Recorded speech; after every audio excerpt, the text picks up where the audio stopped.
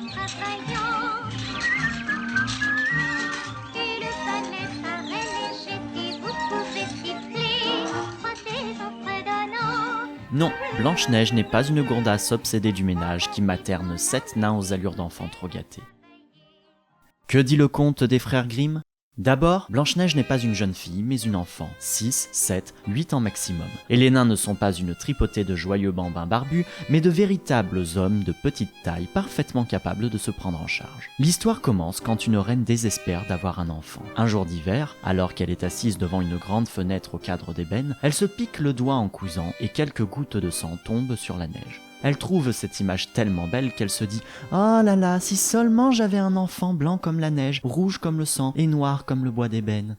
Quelque temps plus tard, elle meurt en accouchant d'une fille nommée Blanche-Neige. Le roi se remarie avec une femme très belle, mais très méchante. Et quand son miroir magique lui révèle que Blanche-Neige, en grandissant, devient plus belle qu'elle, la reine demande à un chasseur d'aller tuer l'enfant. Mais celui-ci se contente de l'abandonner dans les bois. C'est là que Blanche-Neige découvre une petite maison où se reposer. Elle appartient à 7 nains qui, apitoyés par son histoire, acceptent de la cacher et de la loger à condition qu'elle devienne leur servante. Lorsque la méchante reine apprend par son miroir magique que Blanche-Neige est toujours en vie, elle devient folle de rage. Elle se déguise en vieille colporteuse et offre un magnifique lacet à Blanche-Neige pour lasser son corset. Mais la reine serre le lacet si fort que Blanche-Neige ne peut plus respirer et tombe comme morte après avoir longuement suffoqué. En rentrant, les nains ont desserré le corset et Blanche-Neige a pu retrouver son souffle. Quelque temps plus tard, apprenant que Blanche-Neige a survécu, la méchante reine se déguise en vieille femme et offre un peigne empoisonné à Blanche-Neige. Dès que celle-ci commence à se coiffer, le poison la foudroie et elle perd connaissance. En rentrant, les nains ont retiré le peigne et Blanche-Neige s'est réanimée.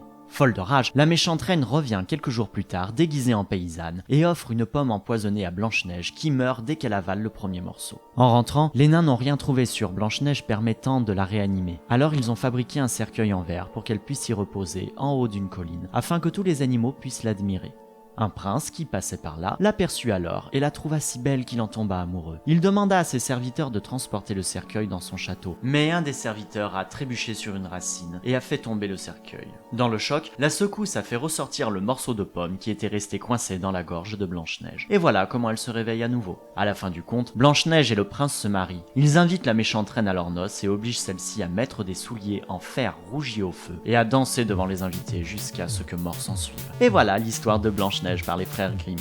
Et encore, dans leur première version, Blanche-Neige se réveille parce que le valet qui transportait le cercueil en avait ras-le-bol de la porter toute la journée et lui a mis un grand coup pour se venger, ce qui lui a fait recracher le morceau de pomme. Toujours dans cette première version, ce n'est pas la belle-mère, la méchante, mais la mère de Blanche-Neige. En clair, le conte dont s'inspirent les studios Disney est beaucoup plus axé sur la jalousie maladive et la méchanceté de la reine que sur les 7 nains qui restent assez anecdotiques.